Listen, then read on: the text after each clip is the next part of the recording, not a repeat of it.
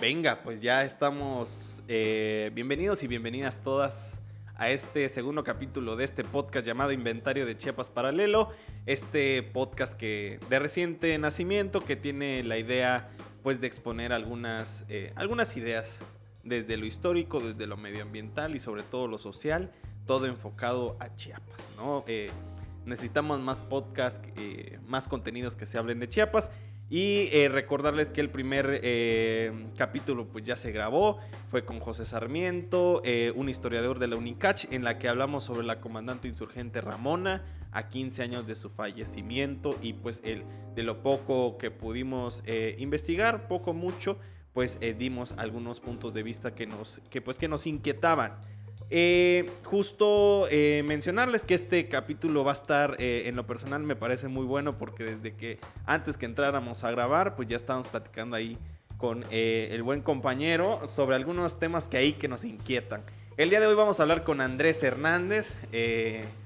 Pues la verdad, lo primero inmediatamente lo que se me viene a la cabeza es que fue mi maestro de Tzotzil en la universidad, y eso pues yo creo que nos ha hermanado, aparte de que los dos somos Telesh y ahorita le compartiremos qué es Telesh. Pero sin más, le doy la bienvenida a Andrés Hernández.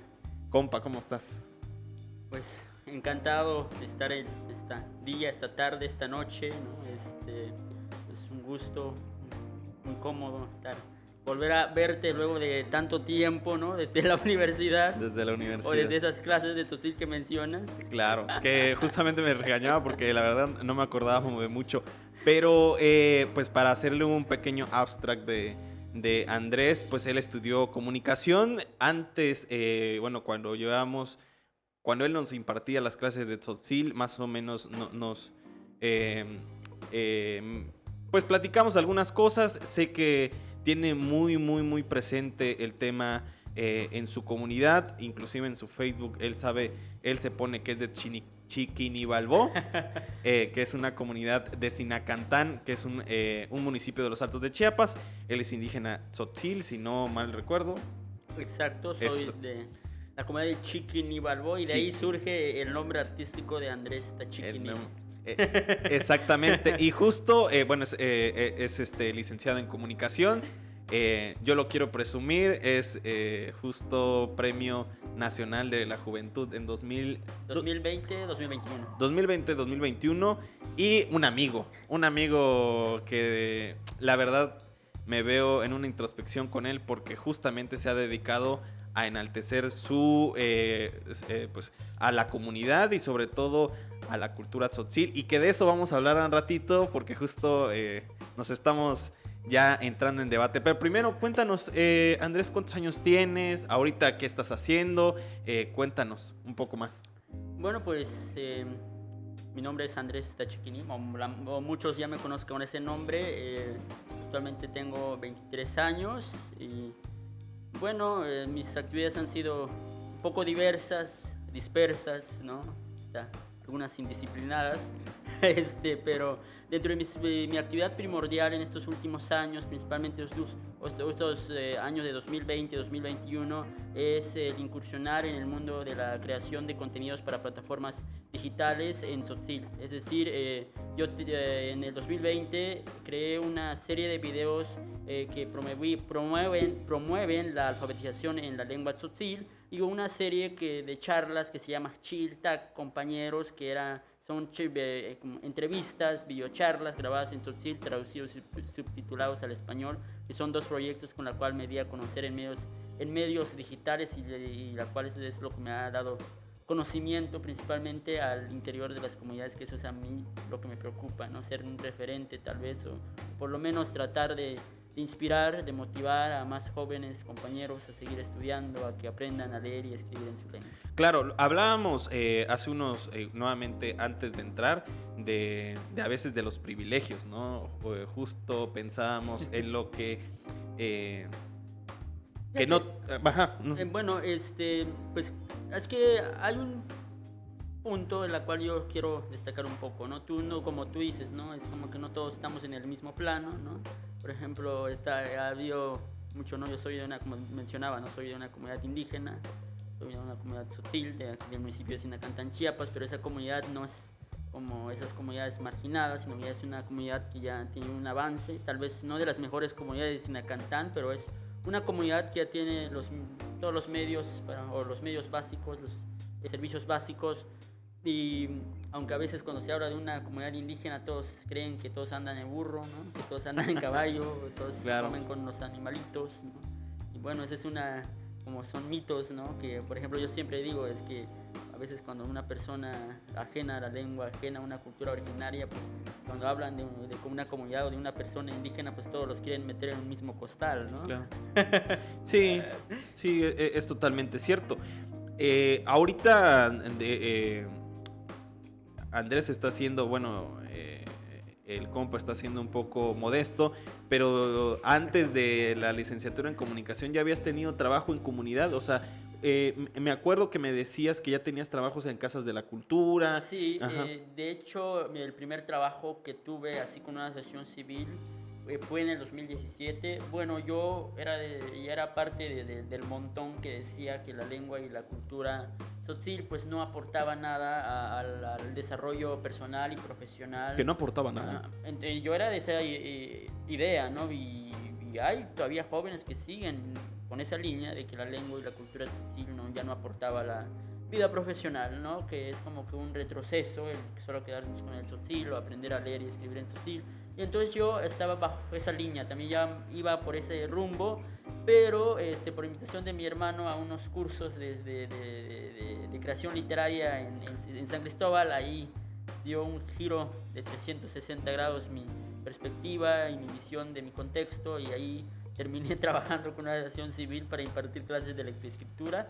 Y lo más chistoso de esa experiencia y a la vez lo más sorprendente es de que esta asociación civil que se llama Snaxibajom, Cultura de los Indios Mayas, una asociación civil fundada en los años 80, pues ellos sabían de que yo ya estaba por entrar a la universidad, o ya estaba en ese momento entrando a la universidad, y sabían también que yo no sabía leer ni escribir en tzotzil, y me dice, bueno, tú ya tienes la capacidad de poder aprender en 4 días o una semana máximo a leer y escribir en tzotzil, ¿no? Y lo que me motivó era de que había una beca de por medio, ¿no? Claro. Entonces me fui más por la beca que por otra cosa, ¿no? Y aparte me decían, tienes que formar tu grupo, después de que te capacitemos tienes que formar tu grupo para que les impartas clases en tu comunidad, tú vas a estar enfrente de ellos y te vamos a estar becando mensualmente, te vamos a estar dando todos los materiales posibles y necesarios. Y entonces yo estaba bien motivado por eso, pero no era tanto por un amor y pasión por la cultura en esa primera etapa de mi actividad. Más bien era motivado por una cuestión económica, ¿no? Porque dije, bueno, yo soy estudiante, necesito dinero, ¿no? Entonces una beca no me caería mal. No te creo. Claro, oye, pensar cómo fue la primera vez que llegaste, por ejemplo, a Tuxtla. Que tampoco queremos encasillar esta idea, ¿no? Que a mí se me hace vana del indígena llegando de la ciudad, pero sí existen parámetros, ¿no? Y que se pueden ver dentro de lo social, justo, no sé, siempre me causa conflicto, tanto... o sea, la parte que tú puedes dar de testimonio como las personas que te llegan a ver a ti, ¿no? Pero es lo que estábamos hablando al principio también. Bueno, fíjate que al inicio cuando yo llego a la ciudad, pues yo ya he estado acá, ¿no? Pero no es lo mismo haber estado un día, una tarde, vivir. una mañana, a estar aquí, no sé, viviendo durante 4 años, 5 años, alrededor más o menos de lo que estuve viviendo acá en Tuxtla. Entonces ya no era lo mismo, ¿no? Ya comienzas a ver ciertos defectos de la ciudad, que hay bache por aquí, hay bache por allá, y otros aspectos que no lo ves como un simple visitante que nomás viene por un de día. pasada, ¿no? De un día, una tarde, una mañana, ¿no? Entonces, pero fuera de eso también, ya hablando un poco más en relación al ejercicio de la lengua, del tzotzil y el español en mi vida, es que al inicio pues sí me costó, ¿no? Hasta los 18 años, hasta la preparatoria, pues, pues lo estudié ahí, cerca de mi comunidad, la prepa, ¿no? Entonces, contexto prácticamente eso, eran hablantes del tzotzil, personas hablantes del tzotzil, entonces no había necesidad de hablar en español, salvo con los profesores de las instituciones educativas. Y cuando llego acá es como que un cambio drástico, ¿no? Ya no está mi familia, no están mis amigos con los que hablaba en tzotzil, yo era solo en una facultad que apenas estaba conociendo, ¿no? Tal vez me sentí extraño en el sentido de que a quién le hablo en tzotzil, ¿no? Ahorita, Ajá. porque yo ya andaba Claro. con esta idea de estar enseñando la lectura y escritura en tzotzil y acá eso no tengo con quién hablarlo, ¿no? Claro. No tengo con quién preguntarle, ¿no? Entonces, en ese sentido me sentí raro, pero pues creo que no, pues con el tiempo, pasaron semanas, días, uno se va adaptando a las nuevas, a los nuevos contextos, ¿no? Y algo de lo que comentábamos hace rato, antes de comenzar nuestra charla acá, es precisamente la experiencia en la universidad, que eso fue lo más, no sé si llamarlo más llamativa. Pues es lo más reciente y tal vez con el a ver con todo el conocimiento que has adquirido durante esos 5 años, antes y después obviamente hubo un cambio en el que te diste cuenta que algunos actos pues tampoco deben, o sea, no pasan desapercibidos en tu mente. Claro. Bueno, creo que el mayor regalo que me ha dado el haber salido de mi comunidad durante 5 años, alrededor de 5 años, es que cuando yo regreso a mi comunidad, luego de ese tiempo, pues yo ya veo a mi comunidad con otros ojos, ¿no? ¿Con qué ojos los miras? Yo veo a mi comunidad con muchas necesidades, o yo veo a mi comunidad con ciertas bellezas en el modo de andar, en el modo de vivir, pero sobre todo muchos problemas, ¿no? Entonces, esa cosa, pues yo no, esos aspectos, cuando yo era habitante ahí y andaba ahí diario, pues ya había pasado desapercibido. ¿Cómo qué? O sea, algún ejemplo que nos puedas dar. En mi casa, por ejemplo, nunca se habla de este tema de la pérdida de la lengua y la cultura y como a nivel comunidad. Y cuando yo llego aquí a la comunidad, llego a la ciudad y llego a la universidad, los compañeros me dicen, ahí viene un indígena, ¿no? Entonces como que, a ver, hay que tratarlo bien porque si no, capaz se ofende y deja de hablar su lengua, capaz si le decimos algo mal, capaz se avergüence, capaz si le decimos algo así, ya no esté tan feliz, ya no esté tan orgulloso de sentirse indígena. Entonces, yo siempre he dicho, ¿no? Cuando yo salí de mi comunidad, descubrí tantas cosas que nunca me imaginé descubrir, ¿no? Uh-huh. Descubrí que mi lengua y cultura se estaba perdiendo, descubrí que nosotros éramos indígenas, cuando yo salí de mi casa y de mi comunidad y llegué a la ciudad y a la universidad, yo descubrí tantas cosas que nunca imaginé, ¿no? Claro. Porque lo que llamaban progreso al interior de mi comunidad, lo que en la universidad y en la ciudad le llamaban pérdida. Uh-huh. Es que la está perdiendo la lengua y la cultura, es que los jóvenes de no sé qué, y que bla, bla, bla, y bla, bla, bla, y no es un sinfín de cosas, y voy a mi comunidad, sí, mi hijo está aprendiendo y estoy feliz por eso, ¿no? Mi hijo está llegando a la universidad y está aprendiendo perfectamente a hablar el español, y estoy feliz por eso, y si no aprende a hablar tzotzil, no hay problema, estamos felices que esté así, ¿no? Perdón, pareciera que hay una construcción social de que necesariamente uno progresa si habla español, si se viste de tal forma, si tiene, o sea, este concepto de la propiedad privada, si tiene una casa, si tiene un carro, si tiene educación universitaria. Y vemos, por ejemplo, lo que se tiene en las ciudades y ese es un vivo ejemplo de lo que a veces intento discutir por ejemplo, en este podcast y se da y con algunos amigos y amigas de cómo esta visión del progreso o desarrollo, que también es otra palabra, claro. que pensamos que viviendo en la ciudad estamos en el desarrollo más exponencial y la verdad es que no. Fíjate que a mí, ahorita que regreso a mi comunidad, me siento más cómodo en mi comunidad, me siento más seguro en mi comunidad que estando aquí en la ciudad, en Tuxtla, ¿no? ¿Seguro en qué aspectos? ¿De violencia o de cómo?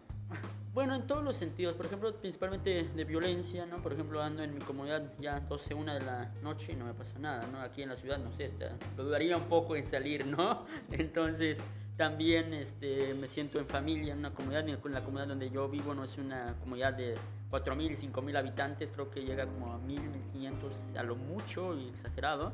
Entonces, te hace sentir en familia, ¿no? Te hace sentir acobijado y también por ejemplo, a mí ya no me ven como un campesino, ¿no? Por lo menos, ya me ven con otros ojos, pero a veces eso con los ojos como me ven la comunidad, a veces ya no es tan grato porque siento que te tratan de alejar, ¿no? Es como, bueno, él es estudiante, ya no es como nosotros. Exacto, es lo que pensaba. Por eso a mí pues nunca he renunciado a los títulos, ¿no? Por ejemplo, a mí nunca me ha gustado que me llamen ahorita porque hay personas que me dicen, sí, el licenciado y el no sé qué, y no, Andrés y no pasa nada, ¿no? O justo lo que estabas platicando ahorita, Telesh, que dicho sea de paso, es algo o de las pocas cosas que aprendí en el lo curso. Único que aprendiste. O lo único que aprendí en el... Ay, no. Pero bueno, bueno, Telesh... Tú te estás quemando, yo me estoy quemando. Telesh significa Andrés en Tzotzil. Andrés. Entonces, inclusive yo en mi Facebook me pongo como compa Telesh porque me siento muy orgulloso. Pero tú me decías que Telesh solamente Es que hablando de la lengua, esto es que hay estos regionalismos o variantes de la lengua del Tzotzil. Por ejemplo, está una variante de Sinacantán y de Chamula, que son esos dos municipios más vecinos y que tienen un gran cambio drástico de religioso, expresión cultural y sobre todo en vocabulario, ¿no? en el habla. Y precisamente lo que comentaba hace rato, ¿no? Telesh es para Sinacantán, pero si nos vamos a Chamula te van a decir, Andrés, se llama Tesh, ¿no? Un nombre solamente más corto, ¿no? Claro. Y eso nos lleva a pensar en las variaciones que llega a tener el Tzotzil, ¿no? Y las diferencias que tú lo decías muy bien, ¿no? A veces el indígena se pone en un mismo saco, ¿no? Y es como el Tzotzil que también se puede llegar a poner en un mismo saco, ¿no? Sí, hay un grave problema, no sé si llamarlo problema o situación, la verdad, pero lo que me he dado cuenta, por ejemplo, hablando ya de estos variantes de las lenguas, es que hay no sé si llamarlo egocentrismo, ermitismo, no sé, entre municipios que dicen, es que nosotros hablamos mejor Tzotzil que ustedes. A ver, tú que conoces más, ¿quién dices? Creo que no se trata... ¿Quién es el que ahí de repente se pone la batuta? ¿Chamula? No. Fíjate que Sinacantán y Chamula creo que históricamente han sido como rivales un poco, ¿no? En el lenguaje, en las expresiones culturales, religiosas, ¿no? Entonces en las festividades, ¿no? Porque se daba mucho antes de pandemia esto de que contrataban grandes grupos, a ver qué municipio contrata el grupo más chido, ¿no? Ajá. El más chingón, ¿no? Y entonces eso era tipo de competencias de que dices, no, bueno. Sí, claro.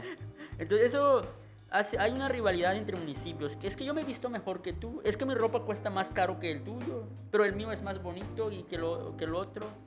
Y eso, la verdad, en lo personal no soy fan de eso, ¿no? Por ejemplo... Pero mi pregunta, perdón que te interrumpa, pero ¿tú lo viste eso antes o después de la universidad? Después.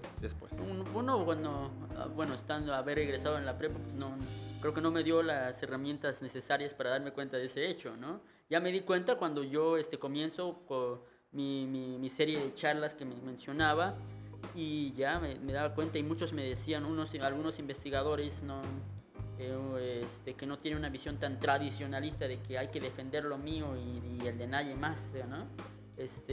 Siempre me decían, bueno, lo que tú haces está bien, ¿no? Y yo no me había caído en la cuenta de que es que el objetivo de mis charlas era invitar a un compañero o compañera tzotzil de municipios distintos, ¿no? Uh-huh. Y entonces, me gustaba a veces ver qué tanto cambiaba nuestra lengua a nivel léxico. Entonces, y cuando no nos entendíamos ciertas palabras y ciertos conceptos, ya nos aclarábamos. Bueno, es que nosotros lo decimos así, pero ustedes creo que lo dicen así. Entonces, ha sido muy enriquecedor eso y creo que soy fan de esta idea de que no se trata de decir quién habla mejor, quién habla peor, quién se viste bien y quién se viste mal, quién gasta más en ropa y quién gasta menos, ¿no? Entonces, trata también de quién... Creo que en una entrevista me preguntaban ¿no? ¿Qué diferencia a Sinacantán de los otros municipios? ¿No? Y yo no respondo a esa pregunta, más bien Sinacantán ¿qué aporta al mundo tzotzil o al pueblo tzotzil? ¿No? Que es lo que hace falta porque los municipios están súper divididos para hablar qué diferencia uno del otro, ¿no? Claro, pues el mejor ejemplo de decir que es necesario estos espacios para hablar sobre temas de Chiapas, porque, o sea, me quedo pensando en muchas cosas que nos podemos ir de largo y que justo ahorita vamos a ir a nuestro primer corte del podcast, pero como lo están escuchando y aquí con Andrés, pues les estamos echando el chismecito muy chido y nada, pues vamos a esperar en el segundo bloque de otro tema muy candente que es lo que estamos hablando y ahorita regresamos, claro.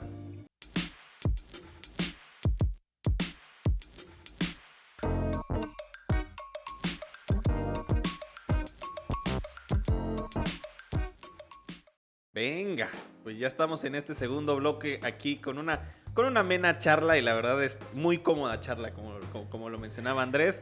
En el primer bloque pues hablamos de ahí de algunos temitas, de quién es Andrés Hernández, quién es, adelante vamos a dar sus redes, pero ya adelantado que tiene un canal de YouTube donde tiene una sección famosa, porque ya es de las más famosas, que se llama Charlas. ¿Qué te iba yo a comentar? Se nos hace infinito hablar y entre cortes estamos platicando algunos temas y ahí y en el calor de la discusión se nos están yendo, pero para tener un poquito de orden. Y primero pensar en qué retos implica, digo, ya iniciando este segundo bloque, qué retos implica ser indígena en una sociedad discriminatoria, como le denomino yo así tan fehacientemente. Bueno, creo que el mayor reto creo que también es verse como, por ejemplo, yo hablante de una lengua, ¿no? Que me vea con la capacidad, ¿no? O por lo menos que me vea igual como cualquier otra persona más de la sociedad. Porque he visto a muchos compañeros y eso lo he visto directamente, vivido directamente ante la presencia de ellos y veo que se ponen en un pedestal, ¿no? Digo, bueno, yo soy indígena y tienen que tratarme mejor. O en algunas instituciones llegan y dicen, bueno, es que ustedes deben de pagarme mejor que todos porque soy indígena, porque mi lengua y cultura se está perdiendo, ¿no? Y a veces dice, y eso a mí me ha sacado, no sé, hasta risa, ¿no? ¿Por qué, no? Porque el indígena tampoco, el indígena sí se ha acusado en estos últimos años de la pérdida de la lengua y la cultura, ¿no? Y que está perdiendo su identidad, sobre todo, porque ya no quiere vestirse como se vestían sus bisabuelos, sus tatarabuelos, ¿no? Pero creo que el mayor reto a la cual yo me he enfrentado, mejor dicho, es verme con la capacidad, verme como un sujeto capaz de la sociedad, de emprender proyectos, y es de la lengua tzotzil. Creo que ese es el mayor reto, la mayor superación a nivel personal y profesional. Verme como un sujeto más, con capacidades, un intelecto, de poder decir sí, poder decir no ante ciertas circunstancias. Claro, a mí se me hace un tema muy atractivo porque, y es algo que estoy tratando en un reportaje que próximamente espero sacar, que cómo la política pública y sobre todo ahorita que estamos en una sociedad totalmente globalizada, cómo necesariamente se tiene justo ciertos estereotipos que necesariamente uno busca alcanzar, ¿no? Fíjate que algo nos hace en 2021, en agosto. 2021, estamos a 2022, ya se me había olvidado. Claro.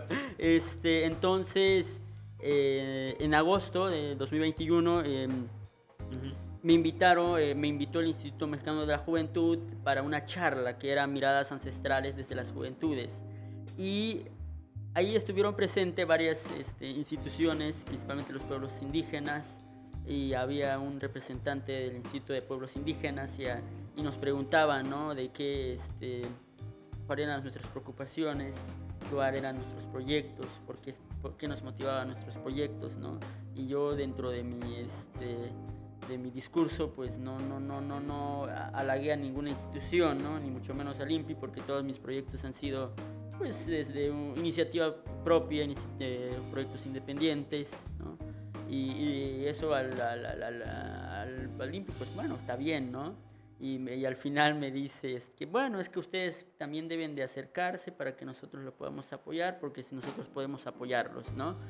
Y después otra compañera, no recuerdo de qué cultura y de qué lengua, ahorita se me fue el dato, pero le responde pues en apoyo a mi postura, porque yo había dicho que las instituciones pues pareciera que solamente quieren sacar a los jóvenes de sus comunidades, ¿no? Y crearles cierta ideología, cierta filosofía, y que en vez de que ayuden a fortalecer la lengua y la cultura al interior de las comunidades, los jóvenes hacen que se salga a las ciudades para poder emprender así algún proyecto patrocinado por alguna institución. Y eso a mí no, eso es lo que yo le había señalado a esta institución, ¿no? Y después viene otra compañera, pero te le dice, bueno, es que hay un grave problema de las instituciones que velan por el bienestar de los pueblos indígenas, ¿no?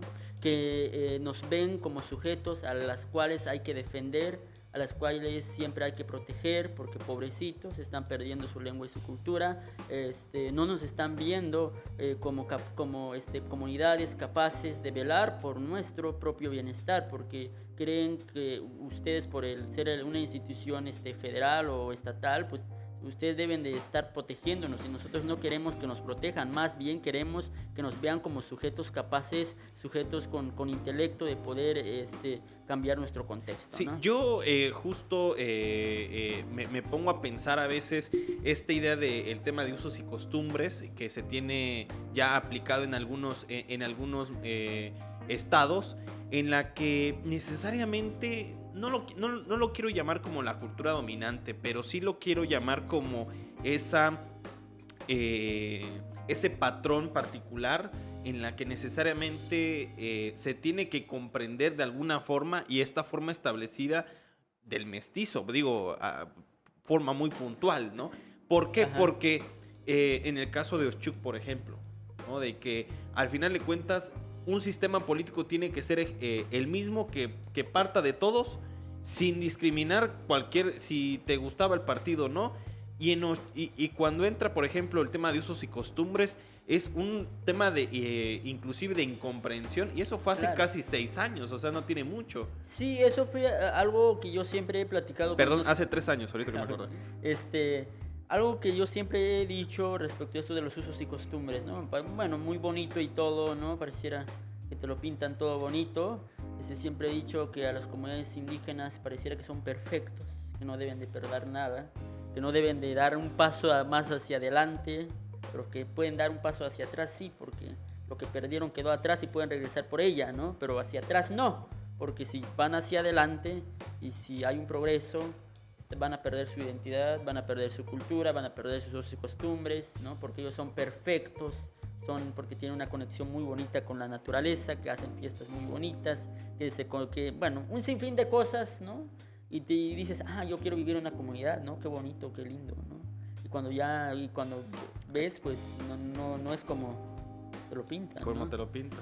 Y eso yo siempre he dicho, bueno, yo soy promotor de la lengua y la cultura, tal vez, pero no promotor de los usos y costumbres, ¿no? Porque para que yo promueva los usos y costumbres tendría que ir caso por caso para decir, sí, no, ¿no? Porque creo que lo peor que se puede hacer es defender, ¿no? Aferrarse a no querer cambiar, ¿no? Por ejemplo, esta idea de la cultura, de que es perfecto, de que no debe de cambiar, ¿no? Por ejemplo, siempre me han dicho, no, es que tú debes de velar por tu cultura a que no se pierda, a que no cambie, que sigan viviendo como vivían tus abuelos, sí. Y le digo, bueno, es que usted me estás quitando el derecho de poder mejorar mis condiciones de vida, ¿no? Porque mis abuelos vivieron en unas condiciones que, pues, donde carecían de todo, ¿no? Claro. Entonces me estás diciendo que yo debo de seguir viviendo y de quedarte estancado. Y de quedarse estancando, exactamente. Es por eso yo siempre he dicho, ¿no? Pues pareciera que a nosotros los indígenas ya no tenemos derecho de poder mejorar nuestras condiciones de vida, claro. Que ya no tenemos más derechos, o tenemos derecho de salir a estudiar, porque si lo hacemos nos van a señalar de que ya no tenemos interés por nuestros usos y costumbres, por la lengua, por la cultura, y que vamos a perder identidad. Es justo lo que estábamos pensando, y a mí y lo que nos está... No, es que es tremendo todo lo que tú dices, al ponérselo a reflexionar, creo. Yo creo que hemos llegado a un tema en el que justamente te estábamos platicando, y ¿es necesario sentirse orgulloso de ser indígena? A nivel personal, no. Desde mis experiencias, desde lo que yo he visto, de lo que yo he vivido, creo que, por ejemplo, yo siempre he dicho, para mí no es un hecho especial ser o no ser indígena. tampoco al decir esto quiero decir que me da pena hablar en tzotzil, que me da pena decir que soy de una comunidad indígena o de una comunidad tzotzil, mejor dicho. Pues, yo no niego eso, yo nunca he negado eso y nunca lo voy a negar, pero tampoco voy a estar orgulloso de ser indígena. ¿Por qué? Porque pareciera que el indígena es como que cierta forma de discriminación, ¿no? Cierta forma de señalamiento, incluso ser indígena engloba muchos mitos, ¿no? Uh-huh. Es que por ser indígena eres así, y pareciera que cuando nomás con que el hecho que seas indígena pareciera que ya te conociera todo el mundo, ¿no? Uh-huh. Sin necesidad de que tú te presentes, sin necesidad de que tú pues hables, ¿no? Y es con que digas que eres indígena ya es tu carta de presentación, y eso a mí nunca no me ha parecido y nunca me va a parecer, ¿no? Por eso yo digo que no, lo importante no es ese orgullo, ¿no? Porque hay personas o compañeros promotores culturales que hay que sentirnos orgullosos. Sí, pues cada quien defiende en lo que cree, ¿no? Pero a nivel personal, pues no es un hecho especial que ser o no ser indígena, pero que yo soy un ciudadano más en este mundo, un habitante más en este mundo que ha hablado dos lenguas desde que tengo uso de razón, ¿no? Yo siempre he visto el mundo en dos lenguas, en tzotzil, en español, porque toda mi formación académica ha sido desde el español. Y en mi casa, pues en mi seno familiar y comunitario, pues ha sido en tzotzil. Y eso ha sido los dos mundos en los cuales yo he estado transitando constantemente. Y también esto de lo que ya hablábamos, ¿no? De que este orgullo engloba muchas cosas, engloba también defender los usos y costumbres, engloba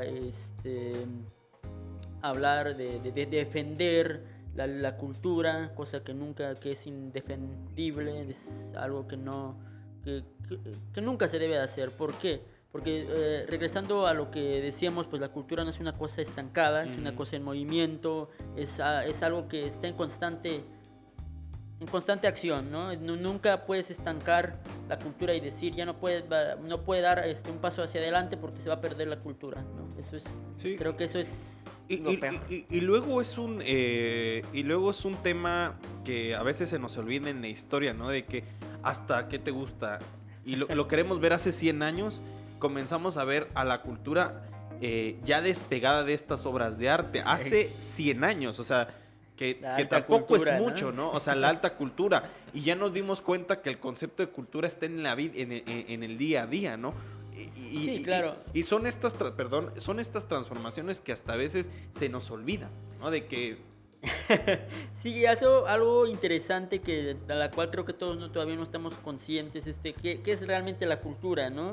Creemos que la cultura son nomás estos bailes típicos, representaciones culturales, manifestaciones culturales, sí, así con la vestimenta, ¿no? El hablarlo. Entonces que creen que eso es la cultura, ¿no? Y la cultura creo que va más allá, ¿no? Va también, no recuerdo ahorita el autor que hablaba precisamente, bueno, es que la cultura va desde cómo hablas, cómo agarras una taza para tomar tu café, tu té, cómo agarras una cuchara, ¿no? Eso es la cultura, ¿no?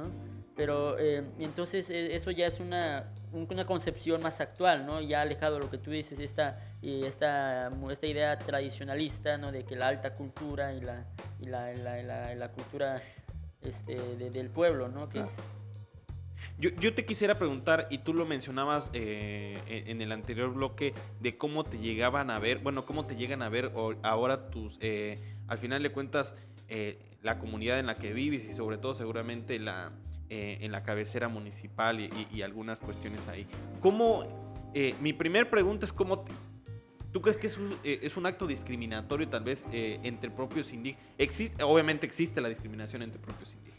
Sí, claro, y también entre los indígenas y hacia los no indígenas principalmente, eso sí te lo digo, es algo que siempre va a estar presente en todas las sociedades. Creo que no hay ninguna sociedad, ningún pueblo que esté ¿cómo se dice? Excepto de eso, sino que en todos los pueblos y en las comunidades y pueblos tzotziles pasa lo mismo, ¿no? Esta discriminación, o el peor de los casos, una autodiscriminación. Eso, si yo, por lo menos, yo he sido testigo de ciertas manifestaciones que han tenido lo que tienen o que dan a conocer los compañeros, ¿no? ¿Cómo qué manifestaciones?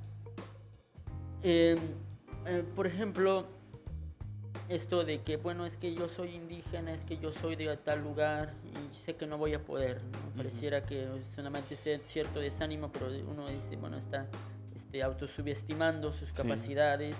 Creo que esa es la peor discriminación que puede sufrir una persona, ¿no? La autodiscriminación. Exacto. Es como lo de la autocensura, la autodiscriminación. Creo que esa es la peor discriminación que puede sufrir una persona. A nivel personal creo que esa es la peor discriminación de todas. Por ejemplo, bueno, de que lo decía un compañero, pero te pueden decir, tal persona te dijo tal eso. Bueno, pues lo dijo con miedo, así que él debe estar más preocupado y porque no me entere, ¿no? Porque lo dijo a mi espalda, si no lo dijo enfrente, ¿no? ¿Y cómo surgirá esa autodiscriminación? ¿Tú cómo ves?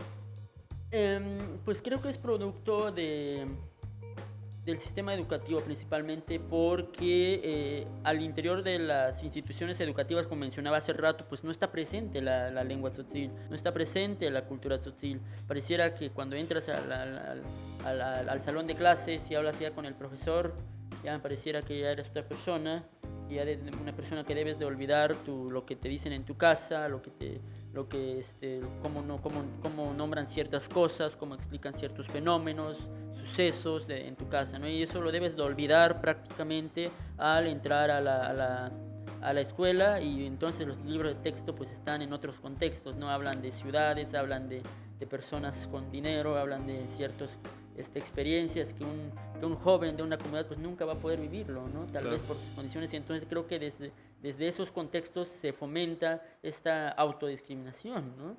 Porque creo que ese es el seno o el núcleo donde comienza todo esta ideología, estos discursos de que yo nunca voy a poder porque mírenme dónde estoy, ¿no? Es que yo nunca voy a estar ahí porque miren dónde ando, ¿no? Sí. Entonces, eso es lo que yo he visto principalmente. ¿Tú crees que eso de la autodiscriminación sea el triunfo de la cultura dominante? O sea, creo que favorece.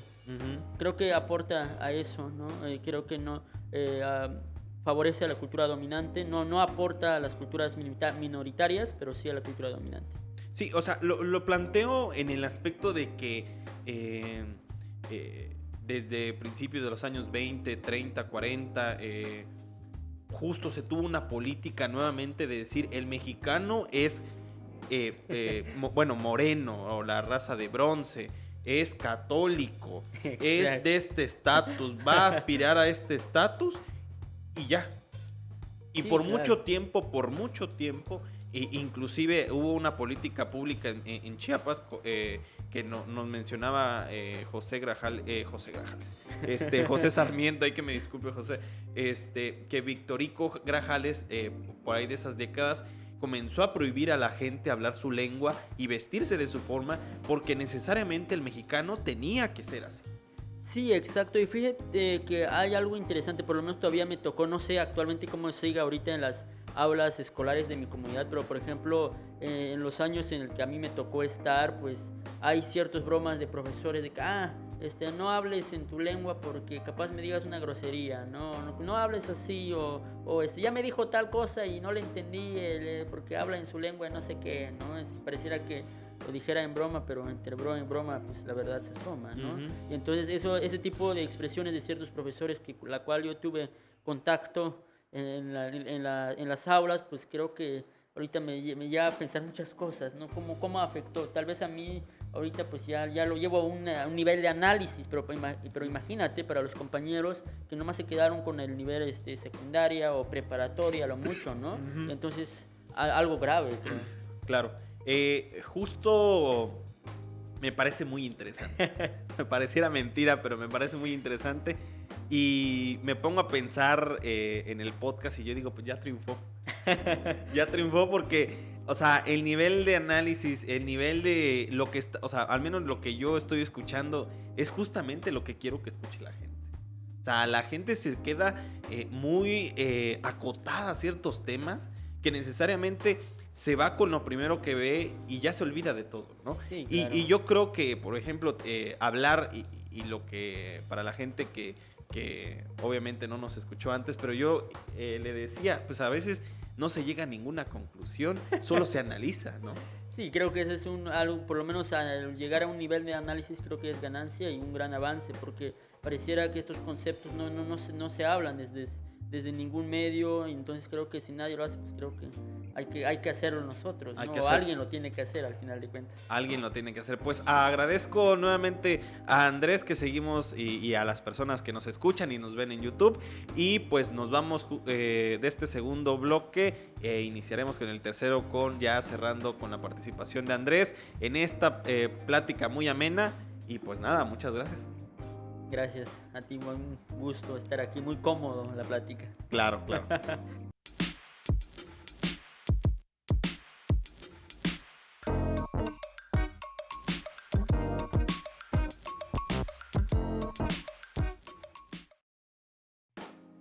Venga, pues regresamos con este tercer y último bloque donde se ha hablado de todo y la verdad es que, bueno, no de todo, pero se ha hablado de temas muy... Se ha hablado de todo, pero todavía falta por hablar. Pero todavía ¿no? falta por hablar y a mí me encanta porque justo aquí con los compañeros que estamos nos enriquece mucho conocer y nos salen dudas y queremos, o sea...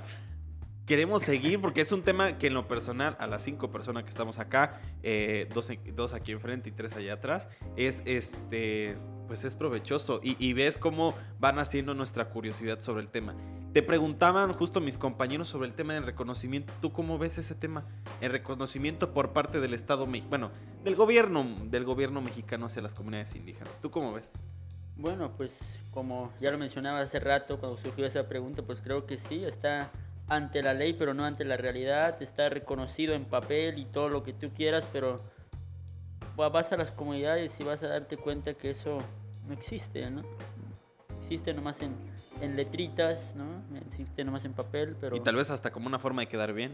Exactamente, y eso creo que algo que sí yo siempre he dicho también, bueno, es que lo hacen para quedar bien, ¿no? Por ejemplo, cuando yo emprendí mis proyectos, bueno, es que yo no lo hago por quedar bien, lo hago porque quiero, ¿no? Claro. Entonces creo que esa es la triste realidad, ¿no? Porque yo nunca conocí eso, nunca supe que existía eso, ¿no? Tal vez sí lo he oído en noticias, ¿no? Es que está reconocido, que bla, bla, bla, bla, bla, bla, bla, bla, bla, ¿no? Pero realmente a un plano real y a la realidad de las comunidades creo que no se refleja eso, prácticamente no. Sí, me pongo a pensar en el tema educativo que tú me mencionabas, ¿no? O sea, uno pensaría que entre más crece la población, pues más personas pues hablantes tendría que haber. Sí, claro. Y tendría que haber más escuelas bilingües y más...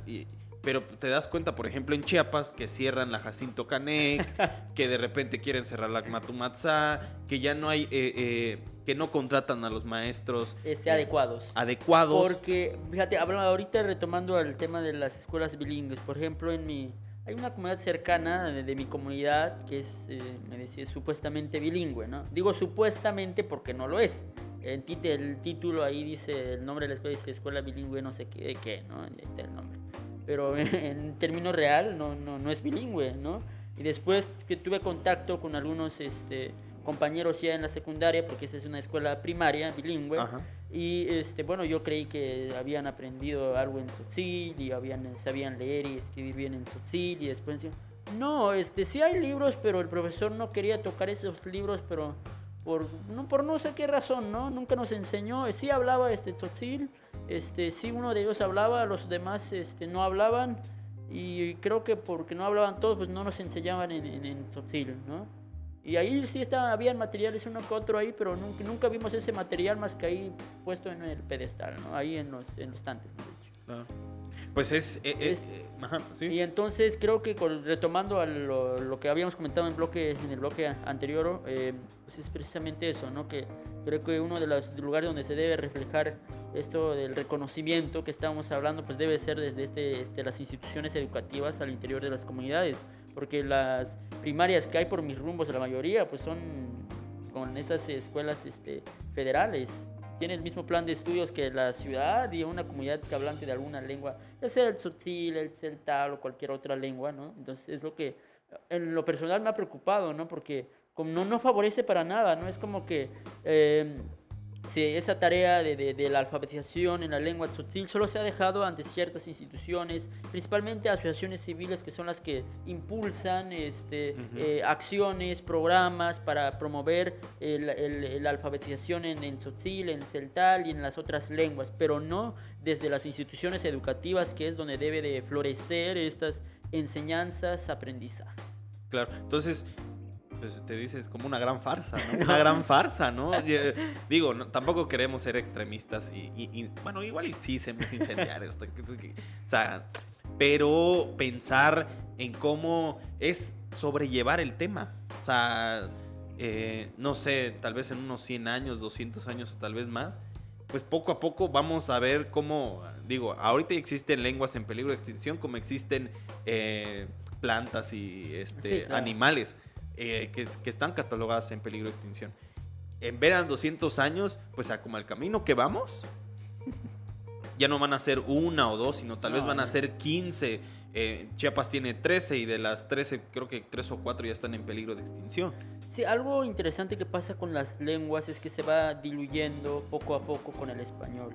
¿Por qué? Porque si vas, por ejemplo, puedes ir a una comunidad, puedes oír el discurso de algún grupo de jóvenes, ¿no? Jóvenes entre 20 o menos de 20 o menores de 30 años, para no ir exagerar tanto, ¿no? Entonces, hoy es el vocabulario que emplean, es como 50% vocabulario en español y otro 50% en tzotzil, ¿no? Es como que está muy atrapiado, ¿no? Muy así, muy mezclado, ¿no? Ya no saben ni qué lengua hablar, ¿no? Decíamos la vez pasada con unas personas ahí de mi comunidad, no es que estamos muy mal y lo reconocemos, es el peor de los casos y no hacemos nada, ¿no? Y seguimos hablando entre tzotzil y español, ¿no? Porque es como que si se me acaba el español, me regreso al tzotzil y si no sé decir algo en tzotzil, me voy al español y así, ¿no? Claro. Y si no puedo en ninguna, pues ya los mezclo y a ver qué sale, ¿no? Y entonces... que en algún momento dado, así se va a hablar el tzotzil en algún momento dado. O ya se está hablando así, ¿no? Por ejemplo, los jóvenes, pues, te das cuenta de que me decía un compañero de la vez pasada que por parte de mi tesis de licenciatura que estuvimos documentando ahí en mi comunidad, decía, ¿están hablando en español o en tzotzil? Porque la gran parte de las palabras son en español y algunas apenas en tzotzil, me decían, ¿no? Es que, bueno, esa es la situación actual del tzotzil, ¿no? Que está ya muy mezclado entre este español tzotzil. Hipotéticamente, perder el tzotzil, ¿qué significaría? O sea, perder la cultura tzotzil, no nada más la lengua. En general, ¿qué sería perder? ¿Qué significaría? Por lo menos creo que perder o dejar de hablar una lengua por lo menos no significa perder la vida, pero creo que perderíamos muchos saberes, muchas visiones del mundo, muchos conocimientos. Creo que a la cual la gran preocupación es esta pérdida de la concepción del mundo, ¿no? Por ejemplo, yo veo... La cosmovisión, ¿no? Entonces, yo veo, hablo en español y yo interpreto las cosas de otra forma, de otro modo, con otras respuestas, con otras preguntas, con otras dudas. Y voy al tzotzil, pero en tzotzil se dice así y se hace así, en español se dice así, entonces, bueno, es como que estos modos de interpretar el mundo, ¿no? Estas interpretaciones del mundo creo que es lo que se perdería. Sí, me parece excepcional.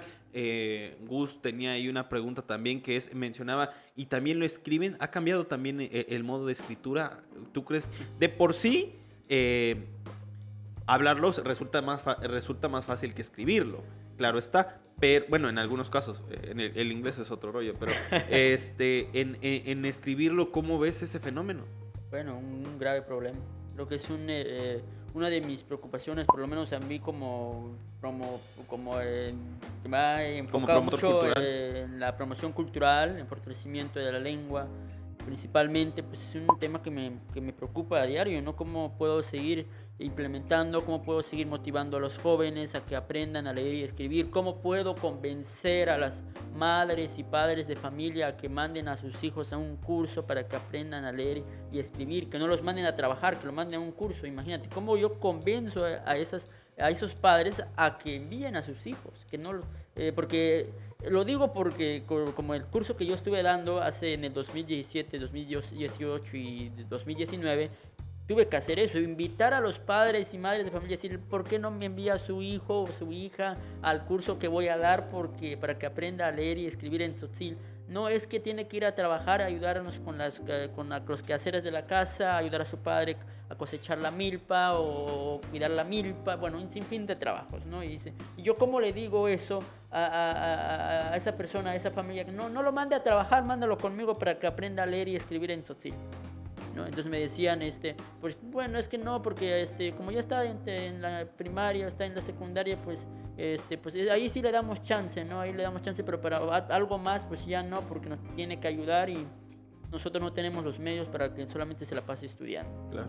Entonces ha sido un reto, y es un reto real, y es un problema real. Esto del analfabetismo en las lenguas originarias de Chiapas y de México, creo que es lo que aqueja principalmente a la pérdida de las lenguas. Claro, y ya platicando de lo que... No quiero decir que nos toca, porque tampoco hay que asumirnos completamente, pero sí de lo que estamos tratando de impulsar, pues la gente que seguramente nos escucha y nos ve, a veces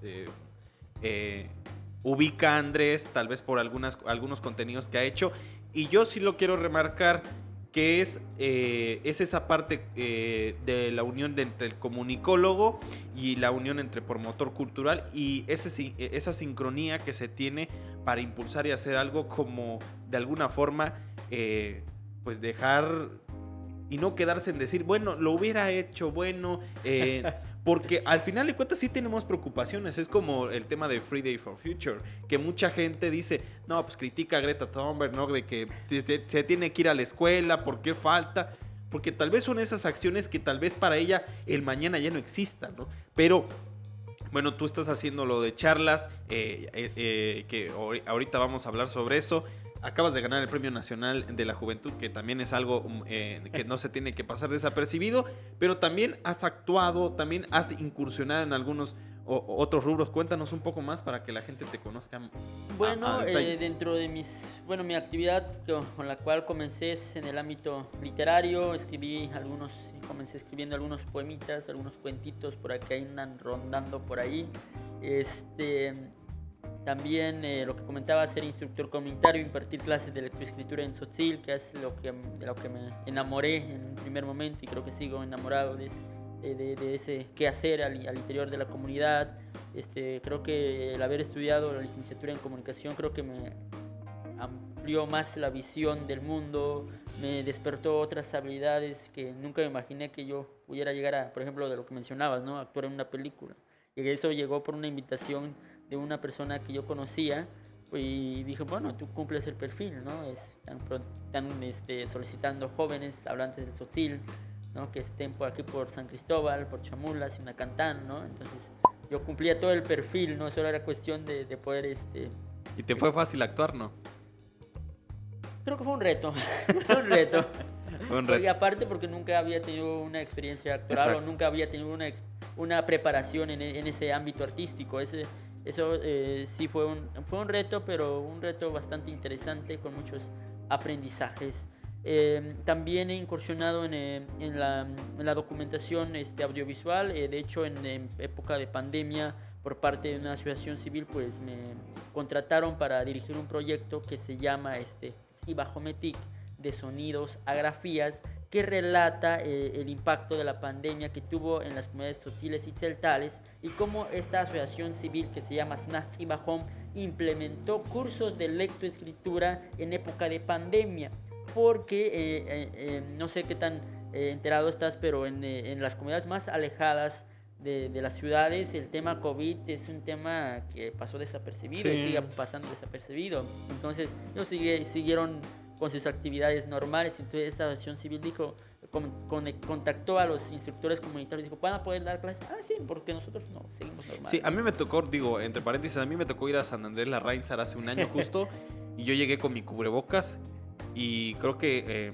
justo en la plaza central llego, me bajo del taxi, me ven con cubrebocas e inmediatamente seguro pensaron que yo tenía COVID y que por eso tenía el cubrebocas, pero era una forma de prevención. Sí. Eso es como una dimensión, ¿no? Sí, y fíjate, y estando ya en entrevistas, documentando y filmando este trabajo, pues y estaba preguntando a una habitante de una comunidad de Chamula y le preguntaba cómo había visto el tema del COVID, ¿no? Y me decía, bueno, aquí en la comunidad nosotros decimos que esa es enfermedad de las personas débiles de las ciudades, ¿no?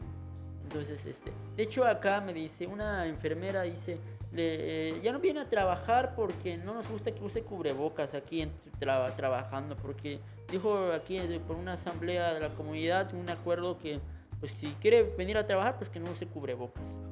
Claro. Pues si va a usar cubrebocas, mejor ni venga porque no lo vamos a dejar entrar. Que dejemos en claro que, ¿No? a ver, son otros contextos, Sí, no es el contexto de la gran mayoría de México. Claro, y eso también hay que entenderlo, ¿no? Por ejemplo, y también situarse por qué piensan así, por qué son así las comunidades y entonces también dejaron de asistir a los centros de salud, ¿no? Por ejemplo, ahí como yo vivo en el centro, al enfrente del centro de salud en mi comunidad, en época de pandemia, la unidad de salud, ni una persona se asomó. ¿Por qué? Porque me van a inyectar el virus, que no sé qué, que los enfermeros van a traer la enfermedad, que la enfermera no sé qué, bueno, un sinfín de cosas, ¿no? Y entonces se refugiaron en la medicina tradicional. Entonces eso es una realidad en época de pandemia en las comunidades, no solamente de tzotziltes, sino celtales sobre todo, que bebía, bueno, yo no voy al médico, ni mucho menos a San Cristóbal para asistir al médico si me enfermo, porque mejor voy con el curandero, con el huesero, con esto, con aquello, ¿no? Entonces no, con aquella. Entonces eso fue la realidad y sigue siendo la realidad de las comunidades de los Altos de Chiapas en esta época de COVID-19. Claro, pues cerrando ya el podcast, cuéntanos un poco qué se viene para ti, que seguramente tienes muchos retos y me gusta que eres igual de emprendedor, o sea que si no es esto es otro, si no, pero todo siempre impulsando tu promotoría cultural. Cuéntanos qué se viene para ti. Bueno, pues en este año creo que tengo muchas actividades, principalmente terminar un proyecto poético. De hecho, ahorita ando con una beca para ser poeta durante un año. Un beca para ser poeta, claro. Entonces, ese es mi proyecto ahorita, que no digo que esté en puerta, sino más bien ya lo estoy haciendo ahorita porque voy a estar todo el 2022 con ese proyecto. Espero terminar escribiendo 32 poemitas en un año. Y sobre todo, pues seguir con mi serie de charlas, esa serie de charlas que comentábamos, que se llama Chiltac, compañeros, compañeras, ¿no? Que cuéntanos un poco para la gente que, bueno, aquí vamos a dejar unos links al canal de Andrés y no sé, cuéntanos para la gente que no sabe. Bueno, pues es una serie de charlas que me lo planteé un día domingo estando en las calles de San Cristóbal. De hecho, el primer episodio lo grabé ahí sentado en una banqueta con un compañero del municipio de Chenaló, pero que ya llevaba mucho tiempo viviendo ahí en San Cristóbal. Entonces un domingo por la mañana surge la idea de grabar videos, ¿no? Entonces me gustó tanto el formato, me gustó tanto grabar el video que dije, bueno, quiero hacer un segundo, un tercero, un cuarto, y así llegué al año, ¿no? Claro.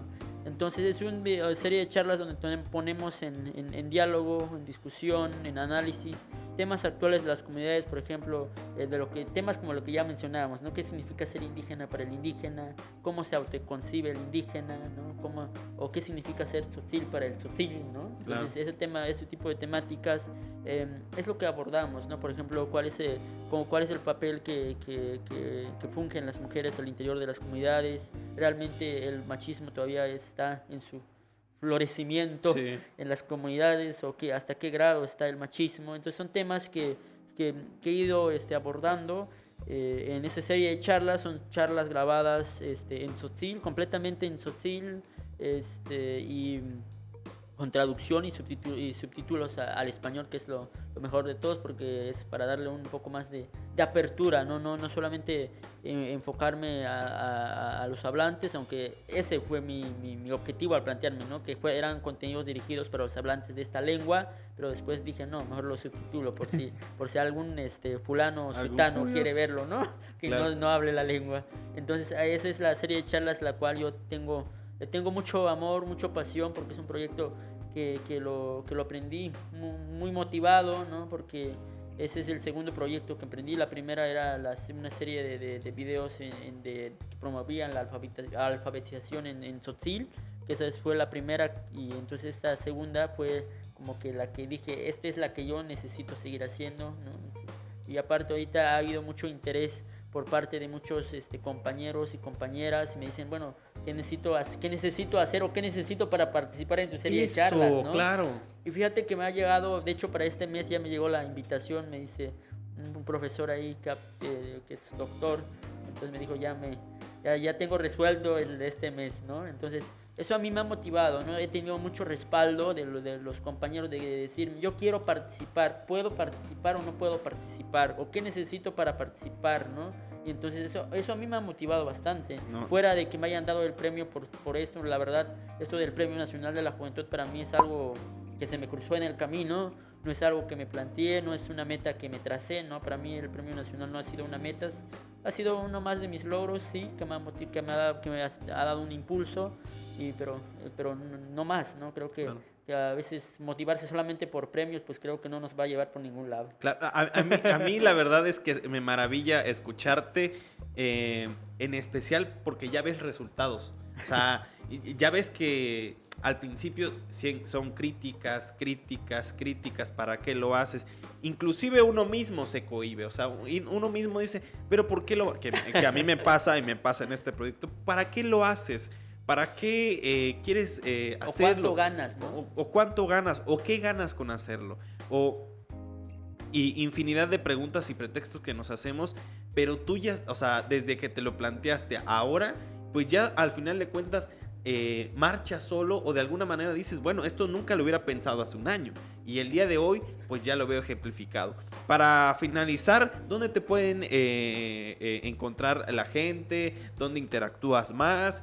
Si necesita algo alguien, cuéntanos. Bueno, pues prácticamente casi estoy en las redes más conocidas como Facebook, ¿Cómo estás en Facebook? Bueno, en todos lados me pueden buscar como Andrés Tachiquinim, hasta lo pueden googlear, ahí aparecen mis contenidos, porque al parecer el nombre que elegí fue tan original, ¿no? Que no se pierde con ningún otro, es Andrés Tachiquinim. Que lo vamos a poner. Lo pueden buscar en Facebook, en YouTube, en Instagram, TikTok, Twitter. ¿Tienes TikTok?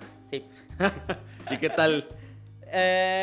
Más o menos, ¿sí? Ahí no le he metido tantas ganas, ¿no? Sí. Las principales redes que manejo son principalmente Facebook, donde ahí tengo la gran parte de mi audiencia, porque es la red social que tiene más popularidad al interior de las comunidades por la cuestión de los datos. Claro, eso no lo sabe mucha gente, pero en algún momento dado lo vamos a hacer. ¿Algún mensaje final, Andrés? Bueno, pues creo que el mensaje que yo siempre he estado replicando en estos últimos días, pues es que esto de vernos con la capacidad, ¿no? De vernos la capacidad, de vernos como sujetos capaces, con intelecto, para poder emprender proyectos que atiendan situaciones actuales, ya sea culturales, políticos, o de cualquier otra índole, ¿no? Artísticos, y sobre todo que emprendamos con pasión, que nos enfrentemos a los retos, que creamos proyectos por una motivación personal, no porque me vayan a dar un premio, o no voy a emprender, o porque me van a dar una beca tengo que hacerlo, ¿no? Sino más bien es eso, ¿no? Y principalmente para los compañeros de los pueblos originarios, que es como que a veces es donde dicen, ay, no lo quiero hacer porque no, ¿con qué voy a ganar? ¿No? Si no voy a ganar mucho, voy a ganar poco, o no voy a ganar nada, ¿para qué lo hago? ¿No? Y nada más me expongo, claro. Y nomás me expongo, nomás hago el ridículo, nomás, no sé, no muchas cosas uno se le pasa por la mente, o tal vez, o no solamente, o no sé si solamente a mí me pasó en un inicio, porque me pasó muchas cosas en la mente cuando emprendí mi serie de charlas, ¿no? Pero invito a los compañeros, ¿no? A que pierdan esa pena y esa vergüenza de demostrarse y de enfrentarse y de conquistar los sueños, y que creo que a veces nos pasamos buscando oportunidades, que nos pasamos alcanzando los sueños, ¿no? Pero creo que yo siempre he dicho, bueno, es que El problema es que nos la pasamos buscando y no queremos construir las oportunidades, no queremos construir los sueños, ¿no? Entonces creo que es de construir, de hacer, ¿no? No se trata tampoco de esperar que alguien nos venga a jalar de la mano. Sí, es como en refrán, la vida es corta para andarla pensando, ¿no? O sea, exactamente. O sea, la vida es muy corta para andarla pensando. Pues finalizamos este capítulo que en verdad me llena mucho. Hablamos sobre orgullo indígena con signos de interrogación. También hablamos de una serie de temas que a mí se me hacen bien importantes y ese es el propósito de este podcast, porque en una nota periodística o tal vez en un reportaje nos costaría mucho describirlo, y de hecho nos costó y dejamos temas muy pendientes y pues nada, invitamos a las personas que nos escuchan a través de plataformas como Spotify, Apple Podcast y otras demás plataformas, que pues nos busquen en www.chiapasparalelo.com. A mí me pueden buscar en Facebook y en Twitter como Andrés Reportero, porque ahí es bueno, en Twitter y en Instagram, porque es en las redes donde más interactúo, la verdad. Y en Chiapas Paralelo tiene Facebook, y es Facebook /Chiapas Paralelo, y Twitter, que es igual Chiapas Paralelo. En YouTube estamos como www.youtube.com/Chiapas Paralelo TV. Así que por ahí nos pueden buscar y esperemos sigan interesados en esta serie de podcast, que la verdad lo hacemos con mucho cariño. Agradezco a José Domingo, agradezco a Gustavo Coutinho, quienes estuvieron en la realización de este podcast, y pues nos vemos en la siguiente emisión. Muchas gracias.